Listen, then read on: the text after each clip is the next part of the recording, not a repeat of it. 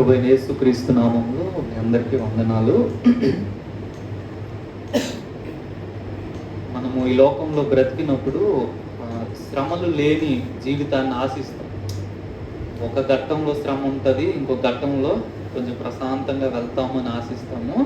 కానీ దానికి విరుద్ధంగా చాలా కాలం మన లైఫ్లో కష్టాలు, లేకపోతే ఒక స్థాయి శ్రమలు ముగించుకొని ఇంకొక స్థాయి శ్రమల్లోనికి అడుగు ఆ పరిస్థితులు మనం ఎదుర్కొంటాం. అప్పుడు అనిపిస్తుంది, ఏంది దేవుడు ప్రాణాలకి విశ్రాంతి ఇవ్వడా కొంచెమైనా సరే. ఇప్పటిదాకా ఒక పోరాటంతో పోరాడాం కదా, ఇంకా విశ్రాంతి వస్తుందేమో అనుకుంటే ఇంకొక పోరాటాన్ని మన లైఫ్లో ఆయన ప్రవేశింప చేస్తున్నాడు. కానీ దేవుని మీద కొంచెం ఆయాసం కూడా వచ్చే పరిస్థితులు ఉంటాయి. అయితే ఈ లోకంలో మనం బ్రతికినంత కాలం కూడా ఇది కామన్. అది శ్రమలు అనేవి ఖచ్చితంగా దేవుని పిల్లడు ఎక్స్పెక్ట్ చేసుకొని కూర్చోవాలి. ఏం చేస్తాడు శ్రమల ద్వారా? What God is doing when his people are suffering. తన పిల్లలు ప్రయాసపడుతున్నప్పుడు, తన పిల్లలు ఇబ్బంది గుండా వెళ్తున్నప్పుడు దేవుడు ఏం సాధిస్తున్నాడు? వారిని ఆ విధంగా పంపించడం ద్వారా, శ్రమల కొలిమిలో వారిని పుటము వేయడం ద్వారా what God is doing. So దేవుడు ఏం చేస్తున్నాడు అనే విషయాన్ని మనము లేఖన భాగం నుంచి పరిశీలన చేద్దాము. నిర్గమకాండంలో 14వ వచనము, మొదటి అధ్యాయము 14వ వచనం. నిర్గమకాండము మొదటి అధ్యాయము 14వ వచనం.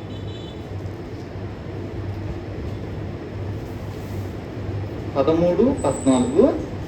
ఇశ్రాయేలీయుల చేత ఐగుప్తీయులు కఠినముగా సేవ చేయించుకొనిరి. వారు ఇశ్రాయేలీయుల చేత చేయించుకొనిన ప్రతి పనియు కఠినముగా ఉండెను. వారు జిగటమంటి పనిలోను, ఇటుకల పనిలోను, పొలములో చేయు ప్రతి పనిలోను కఠిన సేవ చేయించి వారి ప్రాణములను విసిగించి. ఇశ్రాయేలీయులు దేవుని యొక్క వాగ్దాన ప్రజలు. దేవుడు ప్రామిస్ చేశారు అబ్రహాముకి, నీ సంతానాన్ని నేను ఆకాశ నక్షత్రాల్లాగా చేస్తానని. అలాంటి వాగ్దాన ప్రజలు అన్య దేశంలో ఒక కఠినమైన దాసత్వం క్రిందకి వెళ్ళిపోయి అక్కడ పనిలో ఇబ్బంది పడుతున్నారు. ఒకవేళ ఐగుప్తీయులు ఇశ్రాయేలుని ఇబ్బంది పెట్టకుండా ఉండుంటే, ఇశ్రాయేలీలు ఐగుప్తుని వదలాలనే మనసాలకి చచ్చినా రాదు. సో ఈవెన్ వాళ్ళు అంత కష్టపెట్టి దేవుడు బయటకు తీసుకొచ్చిన తర్వాత కూడా మనము ఈజిప్ట్కి వెళ్ళిపోతాం. ఈజిప్టే బాగుంది, అక్కడ ఉల్లిపాయలు బంగాళదుంపలు దొరుకుతున్నాయని, తిండి మీద కనీసం మన ప్లేట్లో తిండి ఉంది, దాసత్వంలోనికి వెళ్ళిపోదాం పదా అని విడిపింపబడిన తర్వాత కూడా అంటున్నారు. అంటే ఒకవేళ వారికి శ్రమ అనేది వారి జీవితాల్లోనికి దేవుడు పెట్టకపోయి ఉంటే, ఐగుప్తీయులు కఠిన సేవ చేయించు కొనకపోయి ఉంటే, ఇశ్రాయేలీలు ఐగుప్తిని వదిలే అవకాశము లేనేలేదు. కంఫర్టబుల్గా ఐగుప్తులో నివసిస్తారు. సో వీరు శ్రమ పట్టబడినప్పుడు వీరు మొరపెట్టారంట.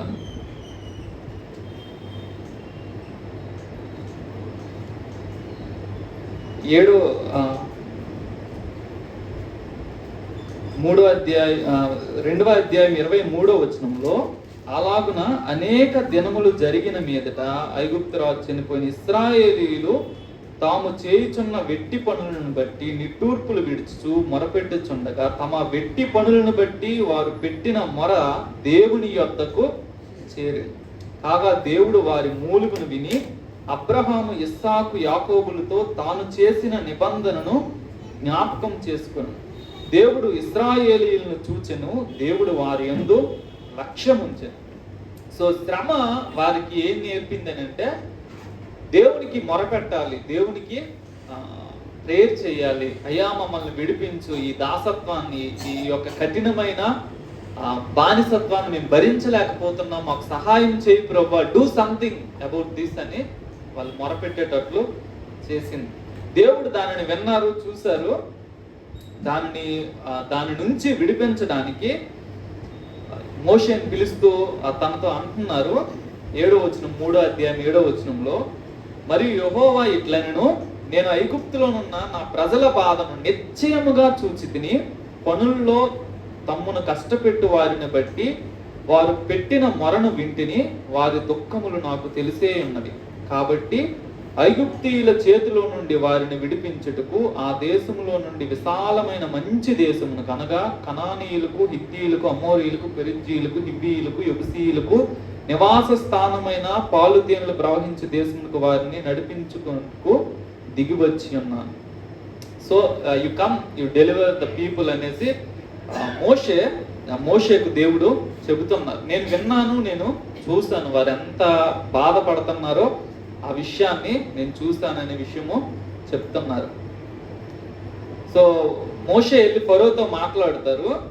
5వ అధ్యాయము 1-2 వచనాలు చూస్తే, తరువాత మోషే అహరోనులు వచ్చి ఫరోను చూచి, ఇశ్రాయేలీయుల దేవుడైన యెహోవా అరణ్యములో నాకు ఉత్సవము చేయుటకు నా జనమును పోనిమ్మని ఆజ్ఞాపించుచున్నాడన్నది. ఫరో, నేను అతని మాట విని ఇశ్రాయేలీయులను పోనిచ్చుటకు యెహోవా ఎవడు? నేను యెహోవాను ఎరుగను, ఇశ్రాయేలీయులను పోనీయనను.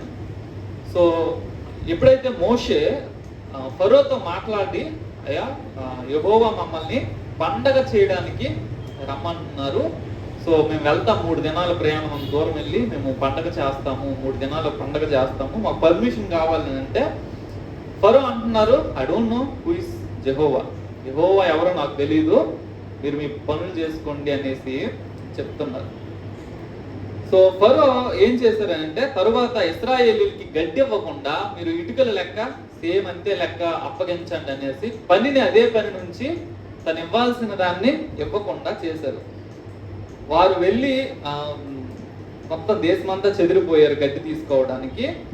వాళ్ళు వచ్చి మోషేకి చెప్తున్నారు. 21వ వచనం, 5వ అధ్యాయం 21వ వచనంలో, యెహోవా మిమ్మును చూచి న్యాయము తీర్చునుగాక, ఫరో ఎదుటను అతని దాసులు ఎదుటను మమ్మల్ని అసహ్యులుగా చేసి మమ్మల్ని చంపుటకై వారి చేతికి ఖడ్గం ఇచ్చిదరని వారితో అనగా, మోషే యెహోవా యొద్దకు తిరిగి వెళ్ళి, ప్రభువా నీవేళ ఈ ప్రజలకు కీడు చేసితివి, నన్నేల పంపితివి, నేను నీ పేరట మాటలాడుటకు ఫరో యొద్దకు వచ్చినప్పటి నుండి అతడు ఈ జనులకు కీడే చేయుచున్నాడు, నీ జనులు నీవు విడిపింపను లేదన్న.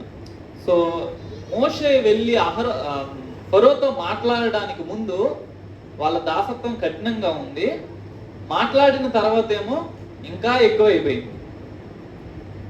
మోషే అన్నారు, ప్రభా నువ్వు నాతో వస్తానన్నావు, వారిని విడిపిస్తానన్నావు, వాళ్ళ పని భారం ఇంకా ఎక్కువైంది తప్పితే నువ్వేమి నాకు చేయలేదు అని దేవునికి మొరపెడుతున్నారు, నువ్వు నీ ప్రజల్ని విడిపించలేదు అని. సో దేవుడు ఇచ్చిన ప్రామిస్, నేను నీకు తోడై ఉంటాను, నువ్వు వారిని తీసుకొని వస్తావు, ఖచ్చితంగా తీసుకొని వస్తే ఈ పర్వతం మీద మీరు నాకు ఆరాధన చేస్తారనే విషయాన్ని చెప్పారు.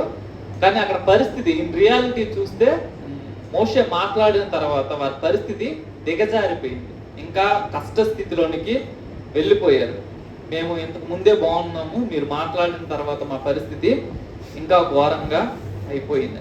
అయితే దేవుడు ప్రూవ్ చేయాలనుకున్నాడు ఏంటంటే, ఫరో అన్నారు కదా యెహోవా ఎవడు, ఆ యెహోవా ఎవరన్నది ఫరోకి అర్థం అవ్వాలి, ఆ యెహోవా ఎవరన్నది ఇశ్రాయేలీయులకు అర్థం అవ్వాలి.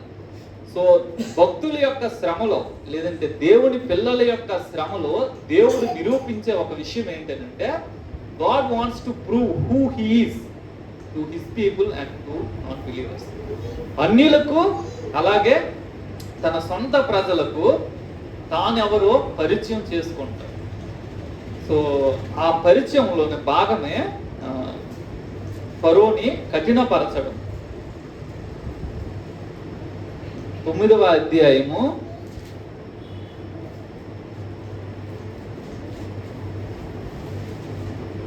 1 16వ వచనంలో ఫరో గురించిన ఒక మాటను దేవుడు చెప్తున్నారు.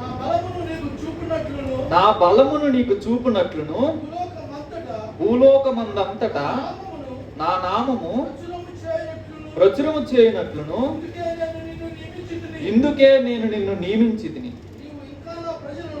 నీవు ఇంకా నా ప్రజలను పోనీయనొల్లక వారి మీద అతిశయపడుచున్నావు. ఇదిగో రేపు ఈ వేళకు నేను మిక్కిలి బాధాకరమైన వడగండ్లు కురిపించెదను. ఐగుప్తు రాజ్యము స్థాపించిన మొదటి దినం మొదలుకొని ఇది వరకు అందులో అట్టి వడగండ్లు పడలేదు. సో మోషేకి దేవుడు చెబుతున్న, ఫరోకు దేవుడు చెబుతున్న మాట ఏంటంటే, నేను నిన్ను అపాయింట్ చేశాను. దేనికి అపాయింట్ చేశానంటే, టు ప్రూవ్ మై సెల్ఫ్, నా బలం ఏంటో, నా పరాక్రమం ఏంటో నేను ఈ భూలోకం అంతటికి చెప్పడానికే నేను నిన్ను ఏర్పాటు చేశాను. సో మన ఎనిమీస్ లేదంటే మన రూలర్స్ వాస్తవానికి సాతాను అధికారంలో ఉంటారు. వాళ్ళు ఈవిల్ పవర్ కింద ఉంటారు. కానీ దేవుడు వారి మీద ఉండి తనకు నచ్చినట్లుగా వారి చేత చేయిస్తారు.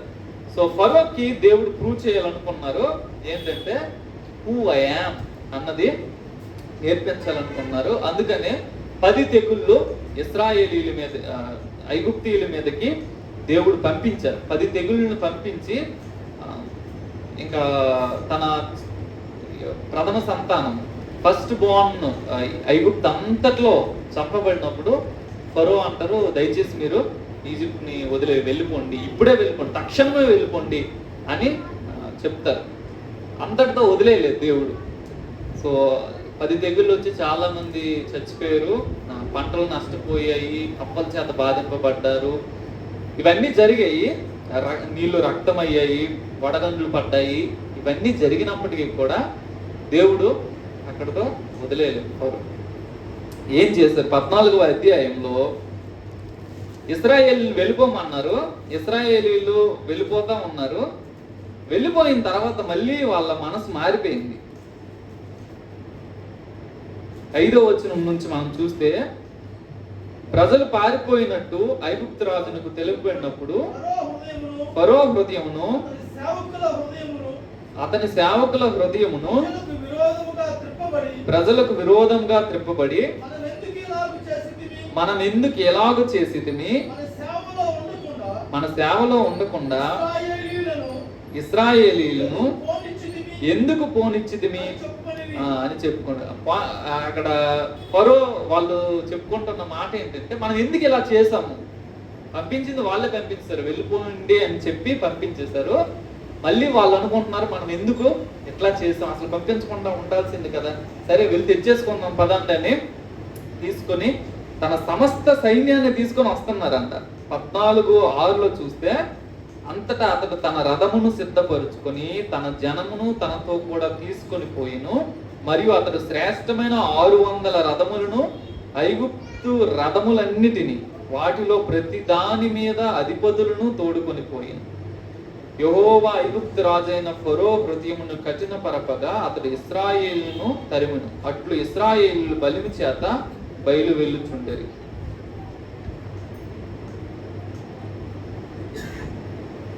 ఈజిప్ట్ నుంచి ఇశ్రాయేలీలు వెళ్ళిపోతున్నారు. వెళ్ళిపోయిన వాళ్ళని అలా వదలకుండా దేవుడు ఏం చేశారంటే, ఫరో నువ్వు నా ప్రజల్ని ఇన్ని సంవత్సరాలు ఇబ్బంది పెట్టావు, ఇన్ని సంవత్సరాలు కఠినమైన సేవ చేయించుకున్నావు, సో నువ్వు ఎవరైనా నన్ను అడిగావు కదా, నేను ఏంటి అనేది నేను నీకు ప్రూవ్ చేస్తానని 10 తెగుళ్ళు తర్వాత మరలా ఫరోకు కఠిన హృదయము కలగజేసి తీసుకొని వచ్చారు. తీసుకొని వచ్చి ఏం చేశారు?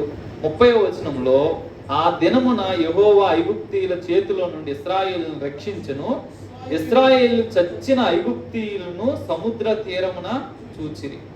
సో వారి యొక్క సమస్త సేన, శ్రేష్టమైన అధిపతులు, శ్రేష్టమైన రథాలు, ఫరో వీళ్ళందరినీ తీసుకొని వచ్చి సముద్రంలో ముంచి చంపేశాడు. దేవుని ప్రజలను ఇబ్బంది పెట్టే వారిని దేవుడు కొంతకాలం అనుమతిస్తాడు తప్పితే వారిని ఇబ్బంది పెట్టి నువ్వు ఆనందించని వదిలేయడు. సో దేవుడు ప్రూవ్ చేశాడు ఐగుప్తీయులకి, సమస్త జనాంగానికి, ఇటు ఇశ్రాయేలీలకి ప్రూవ్ చేశారు. ఏంటి ప్రూవ్ చేశారంటే, నేను యెహోవాను, నాకంటే శక్తిమంతుడు కానీ నాకంటే బలవంతుడు కానీ ఎవరు లేరు. అక్కడ కింద రాయబడిన మాట 31వ వచనంలో, యెహోవా ఐగుప్తీయులకు చేసిన గొప్ప కార్యం ఇశ్రాయేలు చూచి కనుక ఆ ప్రజలు యెహోవాకు భయపడి యెహోవా యందును ఆయన సేవకుడైన మోషే యందును నమ్మకం ఉంచింది. సో ఒక శ్రమను దేవుడు అనుమతించినప్పుడు, ఒక ఇబ్బందిని దేవుడు అనుమతించినప్పుడు దాన్ని అలాగే దేవుడు వదిలేడు. దానిలో ఆయన కార్యం చేస్తారు. ఆ కార్యము మనకి, మన చుట్టూ ఉన్న వాళ్ళకి ఒక ఎగ్జాంపుల్, లేదంటే దేవుడు చేసిన అద్భుత కార్యంగా కనిపిస్తుంది.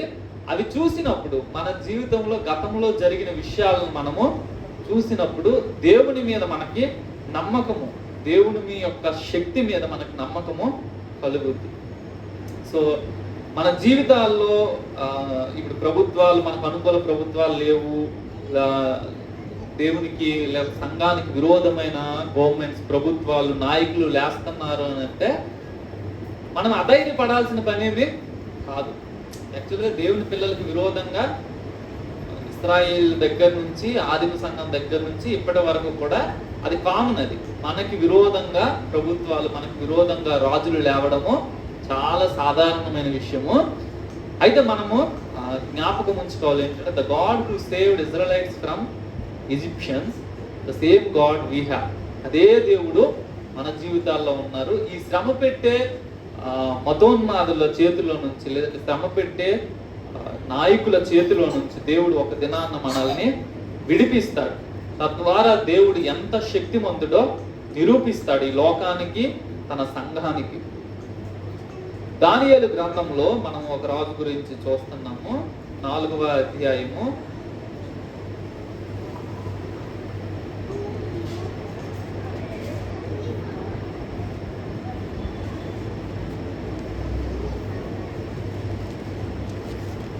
30వ వచనంలో,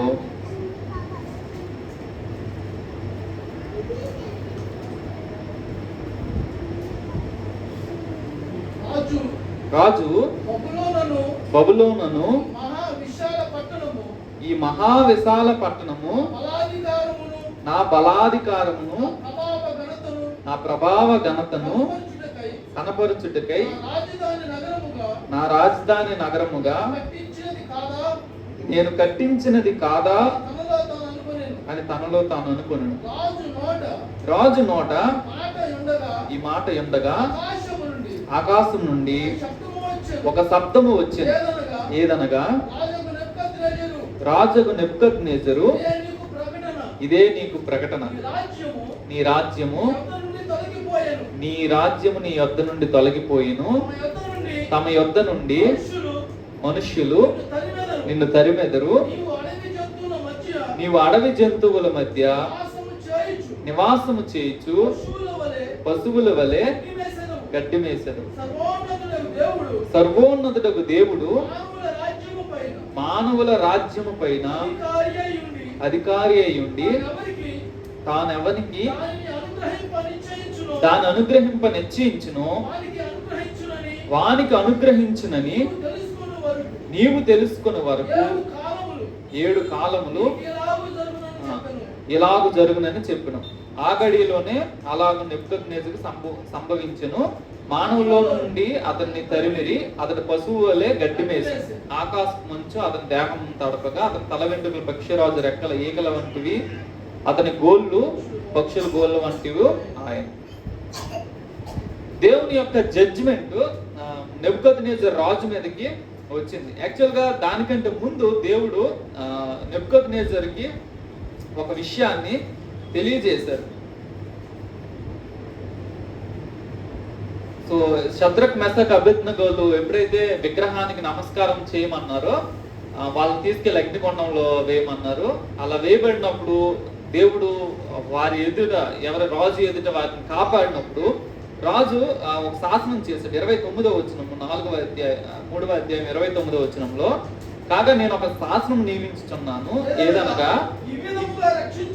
ఇవ్విధముగా రక్షించుటకు సమర్థుడగు దేవుడు గాక మరి ఏ దేవుడును లేడు.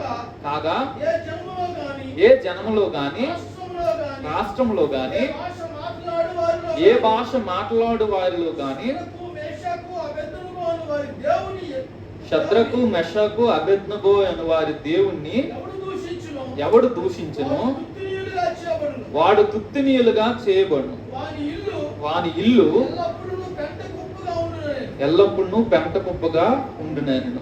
సో శద్రకు మెషకు అబేద్నెగోలు అగ్ని పరీక్షకు వెళ్ళినప్పుడు దేవుడు వారిని కాపాడి రాజుకి ఒక అండర్స్టాండింగ్ ఇచ్చాడు. ఏంటంటే గాడ్ ఆఫ్ శద్రకు మెషకు అబేద్నెగో, వీళ్ళ యొక్క దేవుడు సకల జనుల్లో అన్నిటిలో ఈయనే సమర్థుడైన దేవుడు, ఇంకెవ్వరూ కూడా ఇటువంటి దేవుడు లేడు అనే విషయాన్ని తనకి అవగాహన వచ్చింది. తన ఒక శాసనాన్ని నియమించారు, ఆ దేవుడిని ఎవరు దూషించకూడదు అనేసి. వాడు తుత్తునీలుగా చేయబడతాడు. ఇది వచ్చిన తర్వాత తన హృదయంలో గర్వం వచ్చింది, ఇదంతా నేనే కదా చేసింది అని ఒక ఆలోచన వచ్చింది.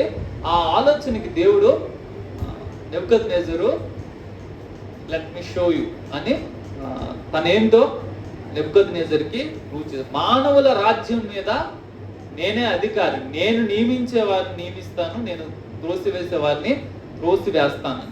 సో దేవుడు రాజ్యముల అధిపతులతో ఒక రకంగా ఆడుకున్నారు, రాజ్యముల రాజులతో ఆడుకున్నారు. ఆయన ఆ రాజుల్ని వాడుకొని ఈ లోకానికి ఒక మెసేజ్ చెప్తున్నారు, ఆ రాజ్యానికి. ఈ సంఘటనలు మనం చూస్తే ఆయా కాలాలలో ప్రపంచాన్ని ఏలుతున్న ప్రభుత్వాలు అవి, ఏదో చిన్న మూలనున్న ప్రభుత్వాలు కాదు, ప్రపంచాన్ని ఏలుతున్న అలాంటి దగ్గర దేవుని ప్రజలు శ్రమలో ఉన్నారు. మనం ఈ సంఘటనను చూస్తే ఇక్కడ నెబుకద్నెజర్ క్రింద ఇశ్రాయేలు బానిసలుగా అమ్మబడ్డారు, దాసులుగా అమ్మబడ్డారు, కొనిపోబడ్డారు, దాసులుగా ఉన్నారు. వారి హీన దశలో దేవుడు తన శక్తిని రాజులకి చూపెడతా ఉన్నారు. సో దేవుని ప్రజలు బహుశా బలహీనులు, దేవుని ప్రజలు రాజులతో పోరాడలేదు, కానీ దేవుడు దేవుని ప్రజల యొక్క శ్రమను ఉపయోగించుకొని తన శక్తిని లోకానికి తెలియజేస్తాడు. సో నెబుకద్నెజర్కి 2 పాఠాలు దేవుడు నేర్పించాడు. ఒకటి, తన సేవకులు పరీక్షింపబడినప్పుడు నేను తప్పితే సమర్థుడైన దేవుడు ఎవరు లేరనే విషయాన్ని తెలియజేశారు. ఎప్పుడైతే తను గర్వించినప్పుడు తనని పశువుగా మార్చి 7 సంవత్సరాలు తనని గడ్డి తినిపించినప్పుడు మానవుల రాజ్యముల మీద దేవుడు అధికారి అయి ఉన్నాడు అనే విషయాన్ని తెలియజేశాడు. సో దేవుడు, గాడ్ వాంట్స్ టు టీచ్ తానెవరో, తాను ఎంత సమర్థుడైన దేవుడు, తాను ఎంత శక్తిమంతుడైన దేవుడో తన ప్రజలకు, అన్యులకు తెలియచేయాలని ఇష్టపడతారు. సో జరిగిన సంఘటనలు దేని కొరకు జరుగుతున్నాయంటే టు రివీల్ గాడ్స్ పవర్. కష్టాలు ఇంకా శ్రమల్లోనికి ఎందుకు వెళ్తున్నామనంటే to show how mighty he is, ఎంత సమర్థుడు, ఎంత శక్తిమంతుడు అనే విషయాన్ని దేవుడు నిరూపిస్తూ ఉన్నారు.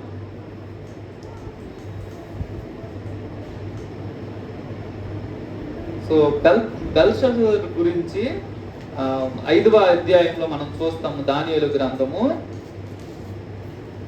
5వ అధ్యాయంలో 22-23 వచనాలను చూస్తే దానియేలు ఒక మాటను బెల్షస్సరు చెప్తున్నారు. బెల్షస్సరు అతని కుమారుడు వగు నీవు ఈ సంగతంతయు ఎరిగి ఉండియు నీ మనస్సును అణుచుకొనక పరలోకమందున్న ప్రభువు మీద నిన్ను నీవే హెచ్చించుకొంటివి. ఎట్లనగా నీవును నీ అధిపతులను నీ రాణులను నీ ఉపపత్నులను దేవుని ఆలయ సంబంధముకు ఉపకరణములలో ద్రాక్షారసము పోసి త్రాగవలనని వాటిని తెచ్చించుకొని వాటితో త్రాగుచు చూడనైనను విననైనను గ్రహింపనైనను చేతకాని అను వాటితో చేయబడిన దేవతలను గుర్తించితిరి గాని నీ ప్రాణమును నీ సకల మార్గములను ఏ దేవుని వశమున ఉన్నవో ఆయన నీవు గణపరచలేదు. చాలు. బెల్షస్సరు చేసిన పని ఏంటంటే దేవుని ఉపకరణాలను తెచ్చి అందులో వైన్ పోసుకొని తాగుతున్నాడు. దేవుని మీద అతిశయించాడంట, నేనే ప్రభువుని అన్నట్లుగా. సో బెల్షస్సరుకి ఒక విషయం తెలుసు, ఏంటంటే నెబుకద్నెజరు ఎలాగే అతిశయించి 7 సంవత్సరాలు గడ్డి మేసాడు అనే విషయము తెలుసు. తెలిసినప్పటికీ కూడా ఈ విషయంలో దేవుని మీద అతిశయించిన కారణాన్ని బట్టి దేవుడు బెల్షస్సరుకి ఒక విషయాన్ని చెప్పాలనుకున్నాను.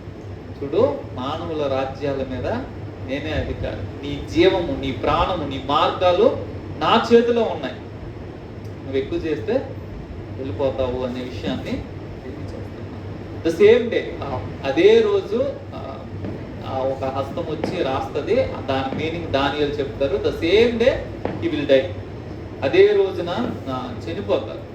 సో దేవుడు రాజుల జీవితాలను లేకపోతే రాజులు చేసే పనులను ఉపయోగించుకొని తానెవరో, తాను ఎంత సమర్థుడో నిరూపిస్తా ఉన్నారు. 6వ అధ్యాయం దానియేలు గ్రంథము 26, 27 వచనాలను చూసినప్పుడు దర్యావేషు గురించి ఇక్కడ మనం చూస్తాము. నా సముఖమున నియమించినదేమనగా నా రాజ్యములోని సకల ప్రభుత్వముల యందుండు నివాసులు దానియేలు యొక్క దేవునికి భయపడుచు ఆయన సముఖమున వణుకుచుండవలెను. ఆయనే జీవము కలిగిన దేవుడు, ఆయనే యుగయుగములుండువాడు, ఆయన రాజ్యము నాశనము కానేరదు, ఆయన ఆధిపత్యము తుదమట్టుకుండును, ఆయన విడిపించువాడును రక్షించువాడునయ్యుండి పరమందును భూమి మీదను సూచక క్రియలను ఆశ్చర్య కార్యములను చేయువాడు, ఆయనే సింహముల నోటి నుండి ఈ దానియేలును రక్షించెను అని వ్రాయించెను. ఈ దానియేలు దర్యావేషు ప్రభుత్వ కాలమందు పారాసీకుడగు కోరేషు ప్రభుత్వ కాలమందును వర్తిల్లు. దర్యావేషు ఈ స్టేట్మెంట్ చేయడానికి కారణం ఏంటంటే దేవుని యొక్క దాసుడు, దైవజనుడైన దానియేలు సింహాల బోనులో వేయబడ్డాడు. సింహాల బోనులో చావకుండా దేవుడు తనను కాపాడారు. ఆ కాపాడము రాజుకి ఒక కనువిప్పును కలిగించింది. అన్య రాజు దేవుని గురించిన అనేక విషయాల్ని చెబుతున్నారు. ఆయన రాజ్యము నాశనము కాదు, ఆయన యుగయుగములో ఉంటాడు, ఆయన జీవము కలిగిన దేవుడు, ఆయన విడిపించువాడు, రక్షించువాడు, పరమందు భూమి మీద సూచక్రియలు ఆశ్చర్య కార్యాలు చేయువాడు. ఇప్పుడు జరిగిన సంఘటనలు ఇవి మనము ఒకసారి ఆలోచన చేస్తే, షద్రక్ మెషక్ అబేద్నెగోలు అగ్నిలో వేయబడలేదు అని అంటే నెబుకద్నెజరుకి దేవుడు ఎవరో తెలిసేది కాదు. దానియేలు సింహాల బోన్లోనికి వెళ్ళకపోతే దానియేలు దర్యావేషుకి దేవుడు ఎవరో తెలిసేది కాదు. ఇశ్రాయేల్ ఫరో చేతి క్రింద ఫరో ఇశ్రాయేల్ నలగొడుతూ ఉన్నప్పుడు దేవుడు జోక్యం చేసుకుని విడిపించినప్పుడే ఫరోకి దేవుడు అంటే ఎవరో ఒక అవగాహన అన్నది వచ్చింది. దేవుడు తన శక్తిమత్వాన్ని చూపిస్తా ఉన్నాడు. సో మన లైఫ్లో లేకపోతే సంఘముగా శ్రమల గుండా మనం వెళ్తున్నప్పుడు, శ్రమలలోనికి మనం వెళ్తున్నప్పుడు వి షుడ్ రిమెంబర్ దట్ మనము ఏదో అనవసరంగా వెళ్ళట్లేదు. ఏ శ్రమ కూడా మన జీవితంలో వృధాగా రావట్లేదు. దేవుని కొరకు మనం పొందే ప్రతి నింద లేకపోతే మనం అనుభవించే ప్రతి శ్రమ కూడా దేవుని యొక్క శక్తిని విడుదల చేస్తుంది, కనపరుస్తుంది. సో ఆ విషయాన్ని మనం ఎప్పుడు కూడా మర్చిపోకూడదు. యెషయా గ్రంథంలో 37వ అధ్యాయంలో ఒక మాటను చూస్తాము.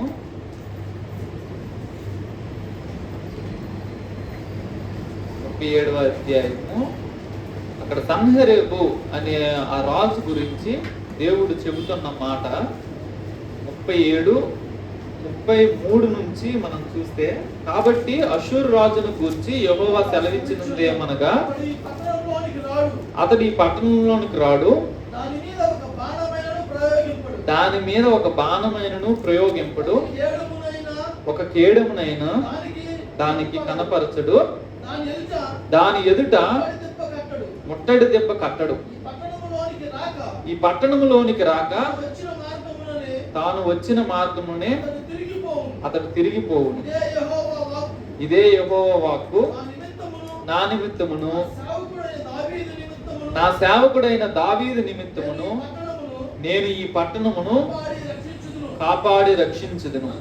అంతటా యెహోవా దూత బయలుదేరి అష్షూరు వారి దండుపేటలో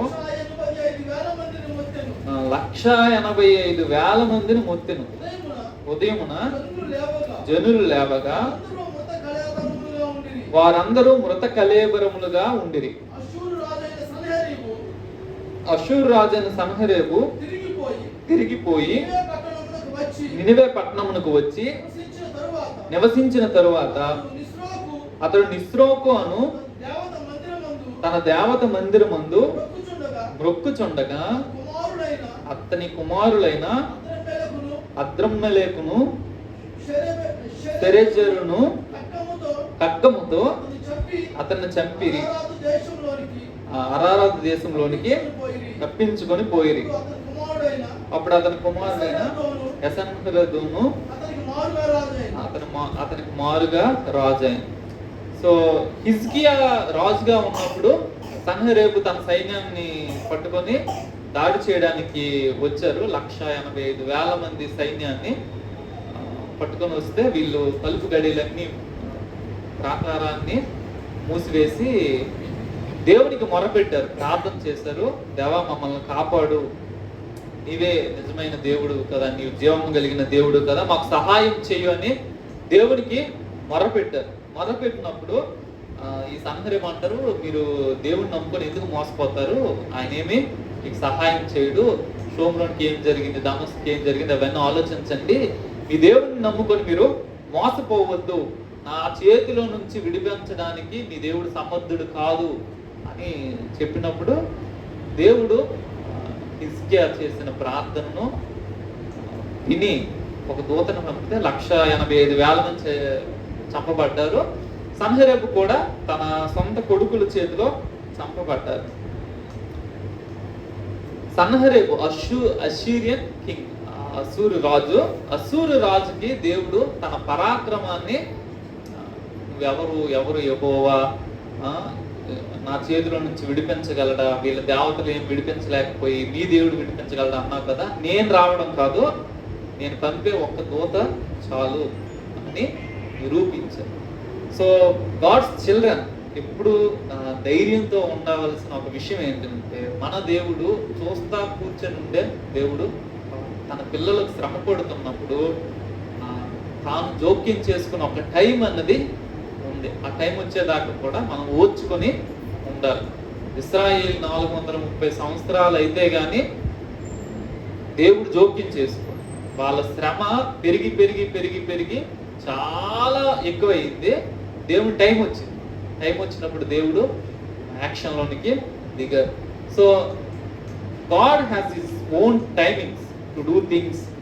ఆయన రాజులకి, ప్రపంచానికి తానెవరో చెప్తారు. అది వ్యక్తుల ద్వారా, వ్యక్తులు వెళుతున్న శ్రమల ద్వారా. ఇప్పుడు ఒక శ్రమలో దేవుడు అద్భుతం చేశాడు, దేవుడు అద్భుతం చేశాడు, ఎంత గొప్ప దేవుడు. ఆ శ్రమలో అద్భుతం చేయలేదు దేవుడు, కానీ ఇంత శ్రమలో కూడా ఈ వ్యక్తి ఇంకా విశ్వాసంలో, that is a great miracle. ఒక అద్భుతం జరిగితే ఎవరైనా సరే విశ్వాసంలో కొనసాగుతారు. కానీ నా జీవితంలో అద్భుతం జరగలేదు, కానీ నేను విశ్వాసం, that is a great miracle.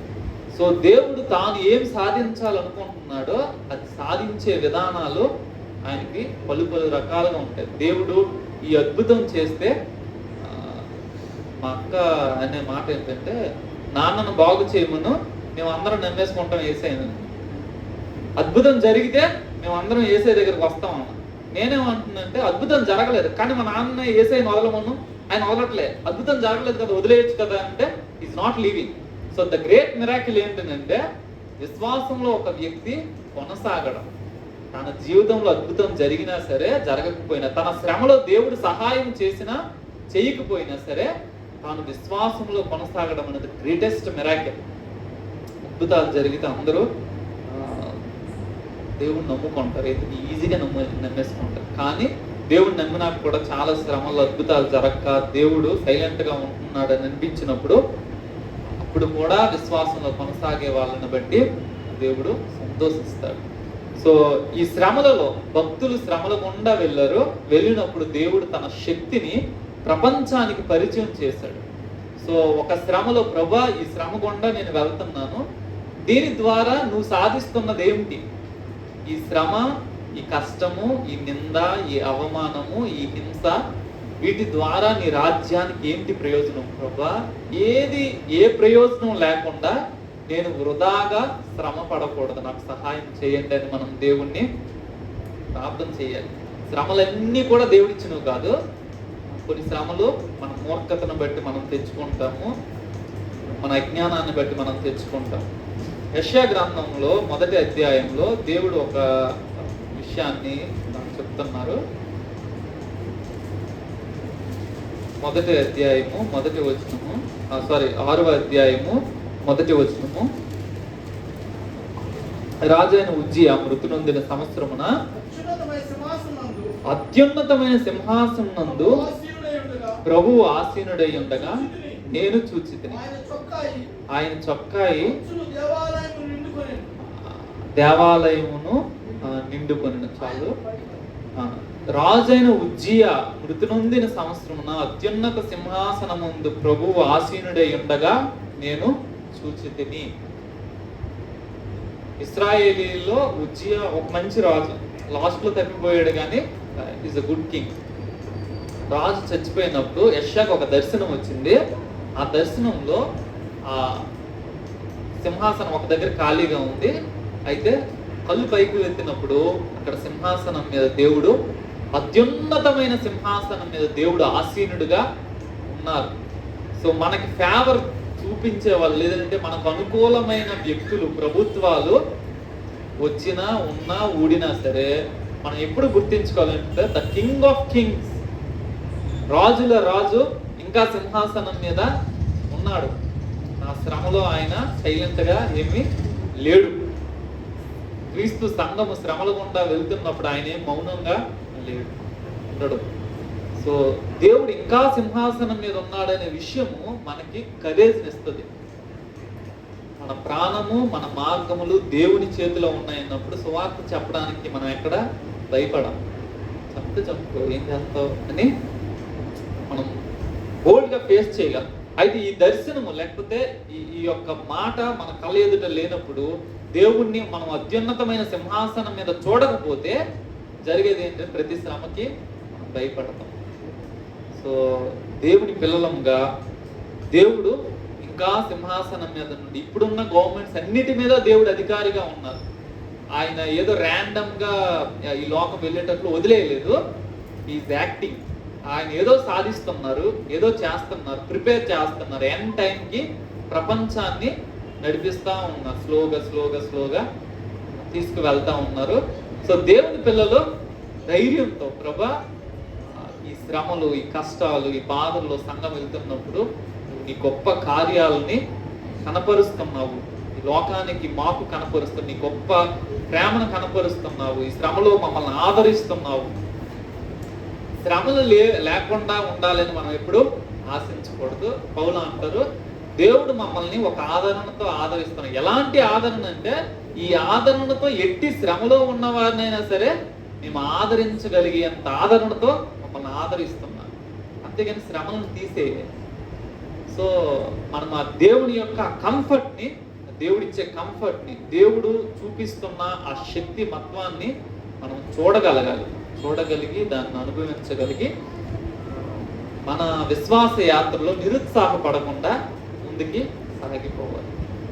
ఎంతకాలం ఇంకా ఎన్ని శ్రమలు అనుభవించాలి ప్రభా, ఎన్ని నిందలు అనుభవించాలి ప్రభా, ఇంకా ఎంత నలిగిపోవాలి అని దేవుని ఎదుట మనము చేసే కంటే కూడా ప్రభా, you are doing something. I don't know what it is, but I know that you are doing something and I'm willing to submit myself to that thing అని మనల్ని మనము అప్పగించుకోవాలి. దేవుడు తన మహిమ కొరకు సమస్తాన్ని వాడుకుంటారు. మన శత్రువులను వాడుకుంటారు, మనకు విరోధంగా లేస్తున్న ప్రభుత్వాలను వాడుకుంటారు, రాజులను వాడుకుంటారు, అన్నింటినీ వాడుకొని తన నామాన్ని మహిమపరుస్తాడు. రేపు పరలోకం వెళ్ళినప్పుడు మనకు గొప్ప ఆనందము కలగజేస్తాడు. చిన్న మాట ప్రార్థన చేస్తాము.